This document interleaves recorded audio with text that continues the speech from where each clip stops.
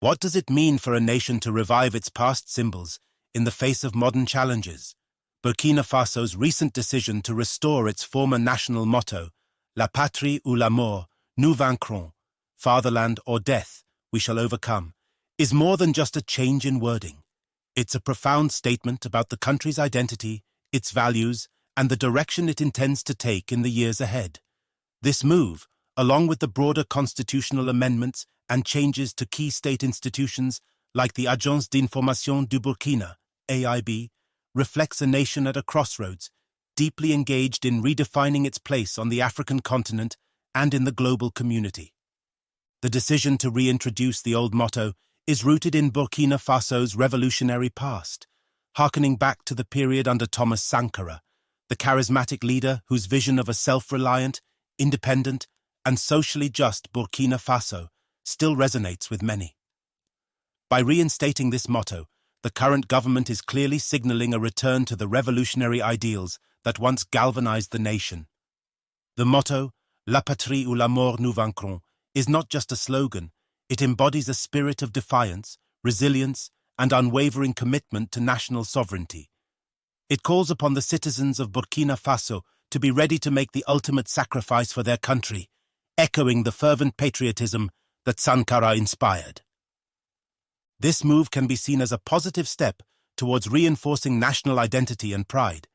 In a world where many countries are struggling with issues of national cohesion, Burkina Faso's decision to re-embrace a powerful symbol of unity and strength is commendable.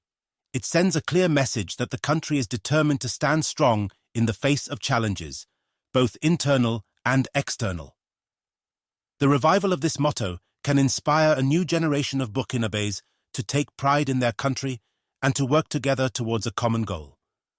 The constitutional amendment that accompanies this change is equally significant. By revising Article 147, which governs the process of entering into federations or unions with other states, Burkina Faso is positioning itself to be more flexible and responsive in its diplomatic engagements. The amendment introduces a degree of flexibility, allowing for the approval of such agreements through legislative means in cases of urgency or force majeure, with the advice of the Constitutional Council.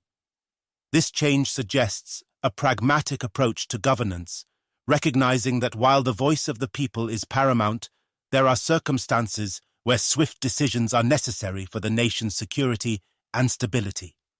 This flexibility should be seen as a strength, not a weakness.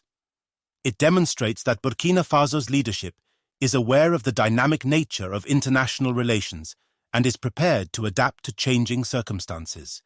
In a rapidly evolving global landscape, the ability to make timely decisions is crucial. By allowing for legislative approval in urgent situations, the government is ensuring that Burkina Faso can act quickly and decisively when necessary.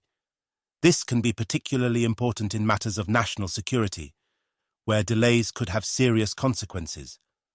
Moreover, this change does not mean that the people's voice will be ignored. The requirement for a referendum remains in place for most situations, ensuring that the people of Burkina Faso will continue to have a say in major decisions. The amendment simply provides an additional mechanism for dealing with exceptional circumstances. This balance between flexibility and democratic principles is a positive development, showing that Burkina Faso is committed to both effective governance and the preservation of its democratic values.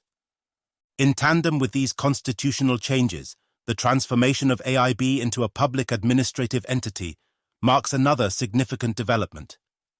AIB, which has historically played a crucial role in shaping public discourse, is being restructured to enhance its capacity as a key provider of information. This change is intended to strengthen the agency's ability to fulfill its mission of collecting, processing, and disseminating professional information. In an era where information is both a tool and a weapon, this move can be seen as an effort to ensure that the government maintains control over the narrative within Burkina Faso, positioning AIB as the authoritative source of news and information.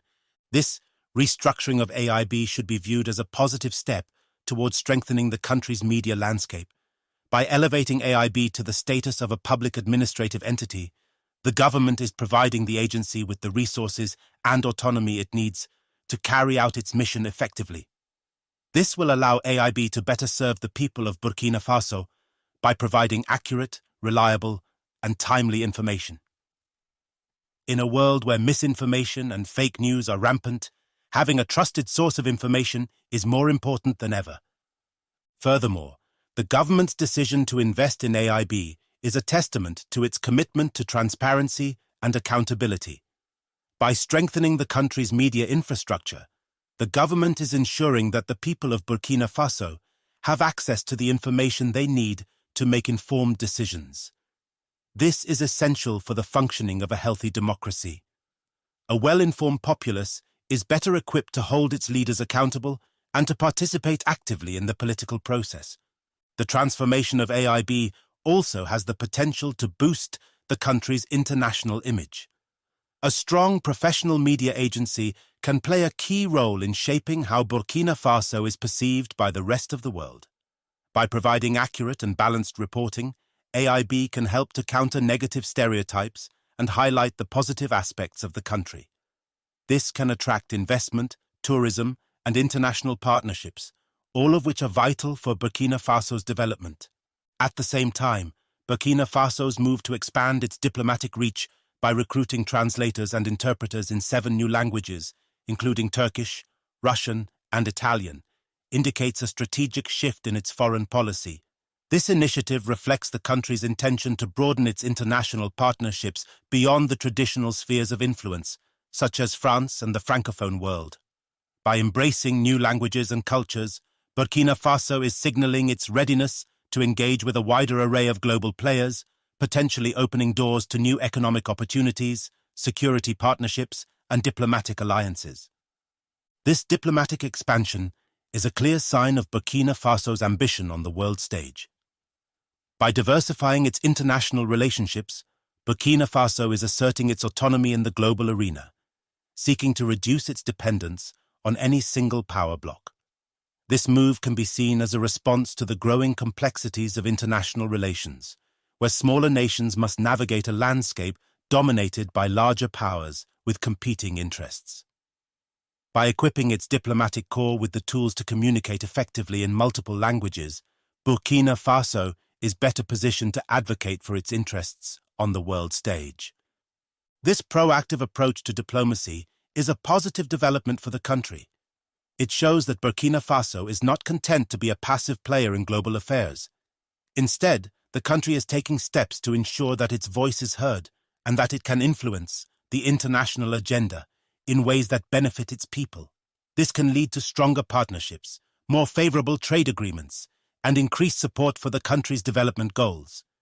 As we reflect on these developments, it's crucial to consider the broader context in which they are occurring. Burkina Faso is a nation that has faced significant challenges in recent years, including political instability, economic difficulties, and security threats from extremist groups. In this context, the government's actions can be understood as part of a broader strategy to consolidate national identity, strengthen state institutions, and assert its sovereignty both domestically and internationally. The return to the old motto, the constitutional amendments, the restructuring of AIB, and the expansion of diplomatic efforts all point to a government that is taking a proactive approach to addressing these challenges. These actions reflect a desire to build a stronger, more unified nation that is capable of meeting the demands of the 21st century. The government's willingness to embrace change and to adapt to new realities is a positive sign that Burkina Faso is on the right track. If you find this analysis insightful, don't forget to like, comment, and subscribe to our channel. Your engagement helps us continue to bring you in-depth discussions on important global issues.